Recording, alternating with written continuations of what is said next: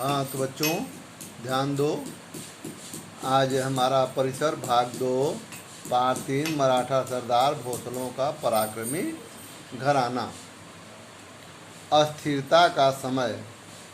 संतों ने जिस प्रकार लोगों के मन में भक्ति भाव का संचार किया, उसी प्रकार वीर मराठा सरदार ने महाराष्ट्र में शौर्य परंपरा का निर्माण किया। वह समय अत्यंत ही अस्थिरता का समय था। महाराष्ट्र में बीजापुर के आदिल शाह और अहमदनगर के निजाम शाह के बीच हमेशा युद्ध होता था। युद्ध के लिए सेना की आवश्यकता होती थी। इस काम में वे मराठा सरदारों की सहायता लेते थे। उस समय अस्थिरता की समय था। उस समय आपस में दो बादशाह आदिल शाह बीजापुर के और निजाम शाह अहमदनगर के, इन दोनों में युद्ध होता था। तो युद्ध के लिए सेना की ज़रूरत पड़ती थी। तो सेना के लिए वो लोग मराठा सरदार का इस्तेमाल करते थे। अब सूरवीर मराठा जैसे जीवट वाले सूरवीर थे। वे वैसे ही साहसी तथा स्वाभिमानी भी थे। युद्ध में बड़े बड़े पराक्रम दिखाना उनके लिए गर्व की बात थी। हाथ में भाला, कमर में तलवार लटकाए साहसी मराठा जवान घोड़े पर सवार होकर अपने सरदारों की सेना में शामिल होते थे। उनके पास सेना रहती थी। सेना रखने वाला मराठा सरदार जब भी सुल्तान के पास जाता था तो वह उसे अपनी नौकरी में रख लेता था। सुल्तान उसे सरदार का पद देता था, कभी कभी जागीर भी देता था। जागीर पाने वाला सरदार अपने आप को उस जागीर का राजा मानता था। बीजापुर और अहमदनगर के सुल्तानों के दरबार में कई बड़े मराठा सरदार थे। उनमें सिंदखेड़ के जादव, फलटण के निम्बालकर, मुधोल के घोरपड़े, जावली के मोरे तथा एलोरा के भोसले आदि प्रमुख सरदार थे। सिंदखेड़ के जाधव देवगिरी के यादवों के वंशज थे। शिवाजी महाराज की माता जी जीजाबाई सिंदखेड़ के लघु जाधव की बेटी थी। अब आगे देखो शौर्य की परंपरा। अब इसमें देखो ये सरदार बड़े सूरवीर थे, परंतु उनमें से कई सरदारों में परस्पर बड़ी सत्ता थी। संगठित होकर पारस्परिक हित के लिए कुछ करना चाहिए, ऐसा विचार वे कभी नहीं करते थे। यही कारण था कि उनका शौर्य उस समय दूसरों के काम आता था। लेकिन ऐसा होते हुए भी मराठा सरदारों ने महाराष्ट्र के हजारों जवानों में वीरता की भावना भरी। उन्होंने बहुत से पराक्रमी वीर तैयार किए। मराठा सरदार ने महाराष्ट्र में शौर्य परंपरा को जीवित रखा। महाराष्ट्र के सूरवीर घरानों में एलोरा का भोसले घराना बहुत बहादुर निकला। ये लोग केवल निजाम शाह और आदिल शाह के काम आते थे। इनको ये पता नहीं था कि महाराष्ट्र में हमारे महाराष्ट्र पर कब्जा करके ये लोग राज कर रहे हैं। ऐसा इनके मन में बातें नहीं आती थी।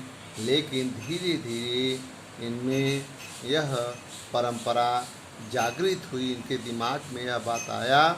तब ये लोग आपस में राय करके सूरवीर घरानों में एलोरा का भोसले का घराना बहुत बहादुर निकला।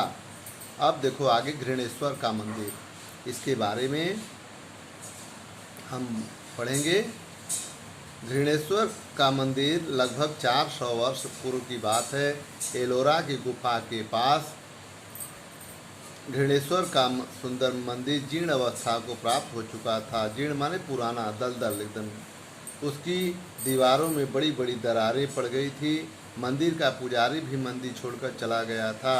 इतने महान देवता और उनके मंदिर की ऐसी दुर्दशा, उस मंदिर को देखकर भक्तों को बड़ा दुख होता था। आगंतुक भी पीड़ा से भर जाते थे, किंतु उसकी मरम्मत की बात कौन सोचता। एक शिव भक्त रोज नियम पूर्वक उस जीर्ण मंदिर में आता था, शिवलिंग पर बेलपत्र चढ़ाता था हाथ जोड़कर अपने मन की इच्छा भगवान, देखो इस शहाजी राजे का फोटो है। आगे शिव से कहता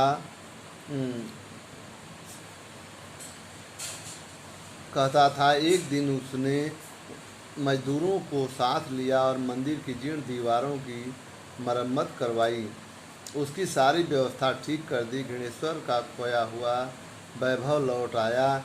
यह सब किसने किया? कौन था? यह शिव भक्ति वे थे मालोजी राजे भोसले।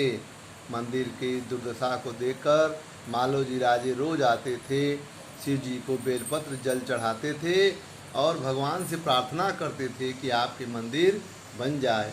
एक दिन कुछ मजदूरों को लेकर के और वहाँ काम चालू करवा दिए, मंदिर का निर्माण करवाए और मरम्मत करवा दी अच्छे से। फिर वह मंदिर सुंदर बन गया। एलोरा के भोसले। एलोरा गांव के पाटिल मालोजी राव भोसले महान शिव भक्त थे। बिठोजी राजे उनके छोटे भाई थे। ये एलोरा के बाबा जी राजे भोसले के बेटे। एलोरा के पाटिल के अधिकार बाबा जी राजे भोसले को मिले थे। मालोजी राजे और बिठोजी राजे कर्तव्यनिष्ठ और सूर थे।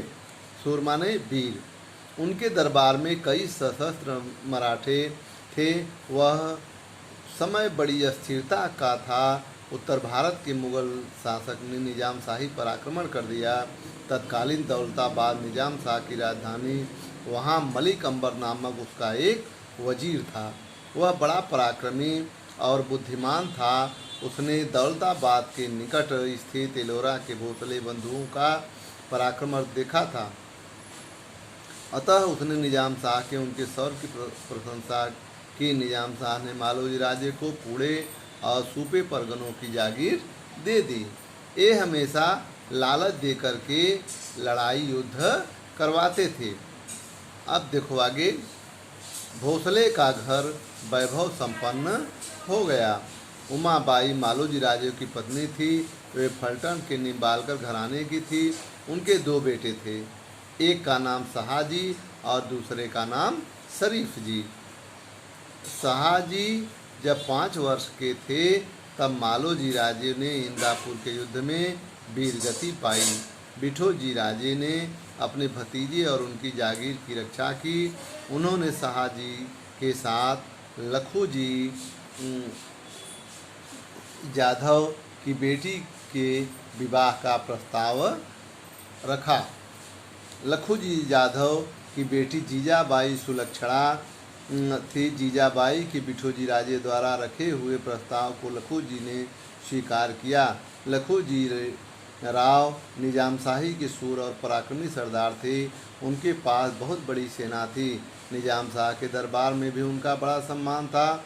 उन्होंने शहाजी राजे और जीजाबाई का विवाह बड़ी धूमधाम से संपन्न किया। जीजाबाई भोसले परिवार की लक्ष्मी बन गई। अब इस प्रकार से जीजाबाई का शादी संपन्न हुआ। अब आगे देखो, शहाजी राजे। निजाम शाही ने मालोजी राजों की जागीर शहाजी को दे दी। शहाजी ने पराक्रमी थे। निजाम शाह के दरबार में उनका बड़ा सम्मान था। उत्तर भारत के मुगल सम्राट ने निजाम शाही को जीतने की योजना बनाई। बीजापुर का आदिल शाह भी उनसे मिल गया।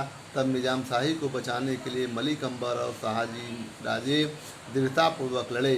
दोनों सेनाओं को उन्होंने पराजित किया। यह विख्यात युद्ध अहमदनगर के पास भातवड़ी नामक स्थान पर हुआ। इस युद्ध में शरीफ जी वीरगति को प्राप्त हुए, किंतु शहाजी ने वीरता का परिचय दिया। अतः उनको शूरवीर सेनानी के रूप में ख्याति प्राप्त हुई। दरबार में उनकी प्रतिष्ठा बढ़ी। फलस्वरूप मलिक अंबर उनसे ईर्ष्या करने लगा। ईर्ष्या माने जलन। इस कारण दोनों में वैमनस्य माने क्या होता है? दुश्मनी।